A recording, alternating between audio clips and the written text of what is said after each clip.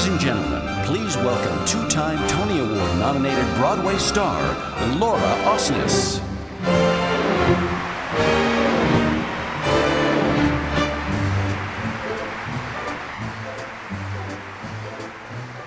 Forget your troubles, come on, get happy. You better chase all your cares away. I'm originally from Minnesota. My hometown is called Eagan, and it's a suburb of Minneapolis and St. Paul. It's a pretty big town. I think people maybe think of it as, oh, Prairie Girl, and I wasn't really. I mean, we had a Target and a Dairy Queen and a Byerly's and all of that. And then the city, actually, Minneapolis and St. Paul are great theater towns. So I grew up doing a lot of professional theater in Minneapolis and got a lot of great experience there. I started taking dance lessons and voice lessons when I was very young and did a lot of high school theater. And this is kind of the one thing I always wanted to do, was to be on Broadway. And I feel so grateful that I've gotten so much experience to do it, and that now I get to do it on Broadway every day. I'm kind of living my childhood dream. One of my kind of theme songs is this song called Not for the Life of Me from a musical called Thoroughly Modern Millie. And it was my college go-to audition song that I learned in college, and I saw Sutton Foster in the Broadway production when I was, I don't know, in middle school maybe. And it's a song about this girl from a small town moving to New York and saying, I'm not going back, not for the life of me. I've come here with big dreams, and I've studied the maps and the picture books, and I know this is where this is and this is where that is, and here I am, New York City. And so I've sung that song a lot in concerts, and I've used it as part of my story. I have a very unique story as to how I got there. I did a television reality show in 2007 that was casting the leads of Sandy and Danny in Grease on Broadway, and it was much like American Idol, where we performed every week, and America voted on who they wanted to win. And I kept making it past every level of that competition. I ended up flying to Los Angeles and stood in line with thousands of people to be seen. I kept making it to the next level, and we performed live on television week after week, and I ended up winning that competition. And so that was kind of my big break. And I got to move to New York with a year-long job in a Broadway show, which just does not happen.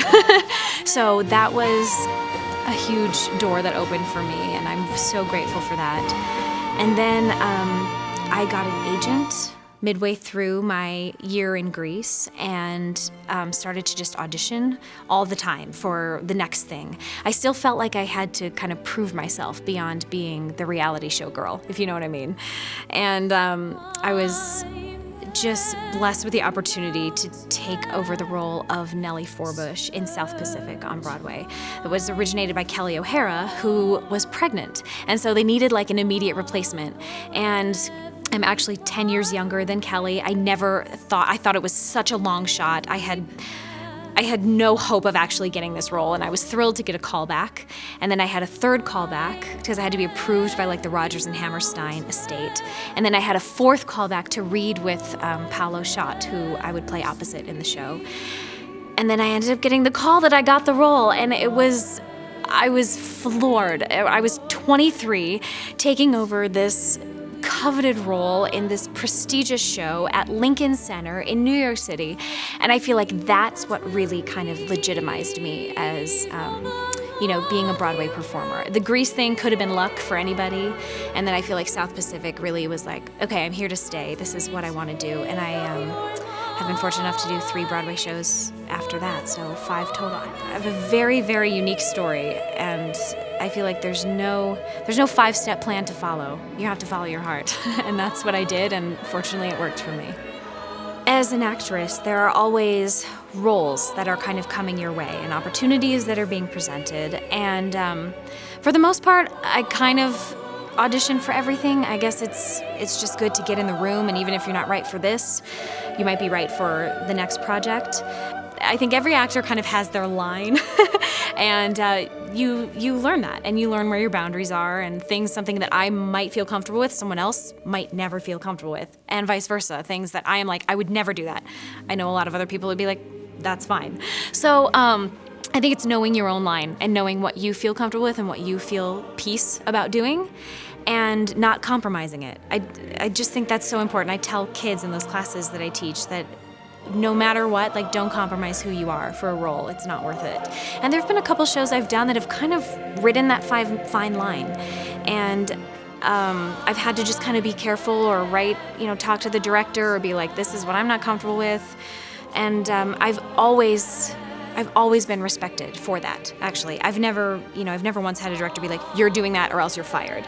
You know what I mean? So I think for the most part, it is respected that, people's lines are different and what someone feels comfortable with, someone else may not.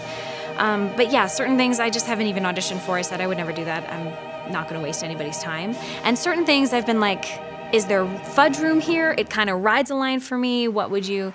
And sometimes I'll audition for that, and then if I end up booking it, then the conversation can be had. But you also want to challenge yourself and do roles that maybe are outside your box. I don't want to play only Cinderella for the rest of my life. You know what I mean? That's very simple. That's in my box and that's in my wheelhouse. And there's something wonderful to be said for that too, fitting a role so perfectly.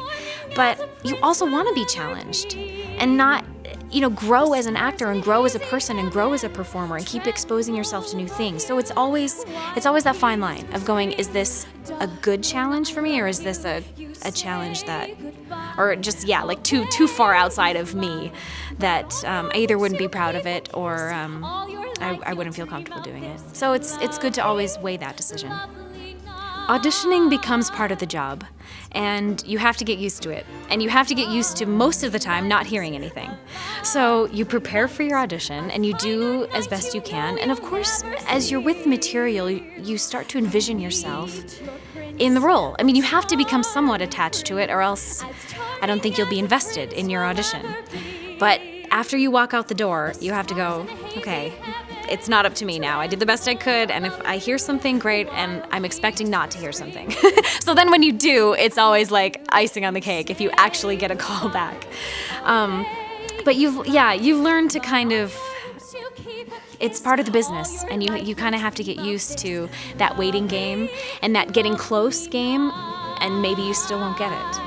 I'm at the point now where most people in New York know my work, and so I sometimes get offers for things, or I can come in on the ground level of a project and do like a reading or workshop when it's in development, and then when it gets a Broadway theater, I just get to stay with it. That's what happened with Cinderella and Bonnie and Clyde, is that I came in on the project at the ground level 3 years before it came to Broadway, and then I was fortunate enough to get to stay with the project when a Broadway theater actually opened up.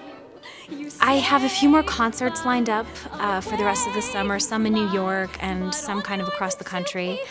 And then I'm doing a production of a brand new musical this fall at an out-of-town theater in New Jersey called Paper Mill Playhouse that is hoping to come to Broadway next spring. So I'm keeping my fingers crossed for that. But, the timing, everything always works out the way it's supposed to. I've learned to trust that as well, that it's like my plan is always what I think is best may not always be best. So I know that everything will happen when it's supposed to. But hopefully, another Broadway show is in the future. But in the meantime, I've had so much fun being able to say yes to all the things that you can't say when you do have the 8-show-a-week schedule. Like, I'm finally available this summer to come sing with the choir, and that was really special. And I've gotten to, I have a few other concerts lined up. I travel and I teach master classes for theater students and like summer workshops, and we do like mock auditions, and getting to kind of impart some of my experience into the next generation is something that's really cool to me. There's always fun things to kind of fill the time before the next big gig rolls along.